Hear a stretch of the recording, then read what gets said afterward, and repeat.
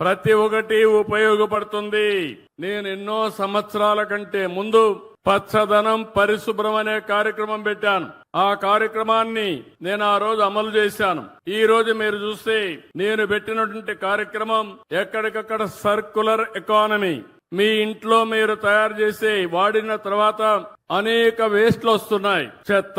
నేను అందుకే కొత్తగా తీసుకున్న తడి చెత్త, పొడి చెత్త. ఇంత మునుపు మీరు ఒక్కసారి చూస్తే చెత్తంతా రోడ్డు పక్కన గుట్టల గుట్టలుగా వేసేవాళ్ళు. గడిచిన ప్రభుత్వం ఒక్క పట్టణ ప్రాంతాల్లో 85 లక్షల మెట్రిక్ టన్నులు చెత్త వదిలిపెట్టిపోయారు. నడి రోడ్లో చెత్త ఉంది. నేను ఒకటే చెప్పాను మా మంత్రి నారాయణ గారికి, మీరేం చేస్తారో నాకు తెలియదు. అక్టోబర్ 2వ తారీఖున ఈ రాష్ట్రంలో ఎక్కడా ఒక టన్ను కూడా చెత్త లేకుండా చేసే బాధ్యత నారాయణ గారు మీదంటే ఇప్పటికి 55 లక్షల మెట్రిక్ టన్నులు చెత్త పూర్తిగా నిర్మూలించే పరిస్థితికి వచ్చాడు. అక్టోబర్ 2వ తారీఖుకి ఆ 30 లక్షలు కూడా అయిపోతుంది. మేమెప్పుడో పెట్టాం చెత్త నుంచి ఎనర్జీ తీయడం. అలాంటి ప్రాజెక్టులు ఇప్పటికి 2 పనిచేస్తున్నాయి. ఈ 2 కాదు, భవిష్యత్తులో ఇంకా కొన్నింటికి శ్రీకారం చుట్టాం.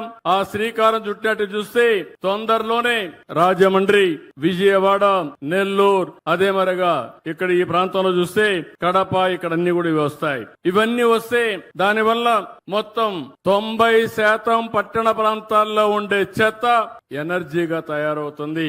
వేస్ట్ నుంచి పవర్ తయారు చేస్తామని చెప్పి కూడా నేను మీకు తెలియజేస్తున్నా. వాళ్ళకు ఒక బాధ్యత చెప్తున్నా ఈ రోజు. ఆ బాధ్యత మీరందరూ కూడా మీ గ్రామాల్లో ఒక ప్రజా చైతన్యం కోసం పిలిపిస్తున్నాను. ప్రతి ఇంటికి వెళ్ళాలి, చెత్తని 2గా సెగ్రిగేట్ చేయమని చెప్పాలి. పొడి చెత్త, తడి చెత్త. పొడి చెత్త పంచాయతీ గాని మున్సిపాలిటీస్ గాని కలెక్ట్ చేసుకుంటాం. తడి చెత్తని కాంపోస్ట్ గా తయారు చేయాలి. ఇప్పుడే నేను పోయాను, రైతు బజార్లో చూశాను. రైతు బజార్లో మిగిలిన వేస్ట్ అంతా కూడా కాంపోస్ట్ గా తయారు చేసి మళ్ళా రైతులకు ఇస్తున్నారు. రైతులు వ్యవసాయ పొలంలో వాడుతున్నారు. అలాంటి మంచి ఆలోచనతో ముందుకు పోతున్నారు. అందుకే నేను మిమ్మల్ని కోరేది, మెప్మా సంఘాలు పట్టణ ప్రాంతాల్లో పెద్ద ఎత్తున మోటివేట్ చేయాలి.